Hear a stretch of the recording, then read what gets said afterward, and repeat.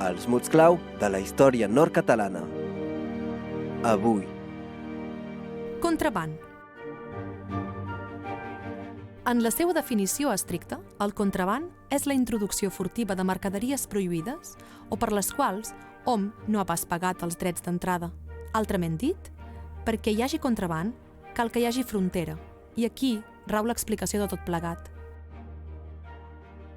Des del 1258, data del Tractat de Corbeil, la frontera i la duana són a les Corberes.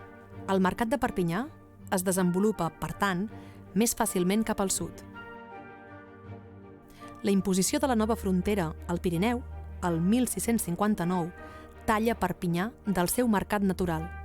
El negoci, però, no fa cas de la frontera. Bestiar i cereals circulen des de la Cerdanya fins a l'Urgell. El tabac arriba pel port de Banyuls. Les armes entren pel Capcir i gairebé tots els catalans del nord participen en el contraban de la sal. Els contrabandistes són percebuts aleshores com els defensors de les llibertats catalanes. Segles més tard, la frontera i la duana segueixen al mateix lloc. El contraban també, amb d'altres productes i d'altres tècniques.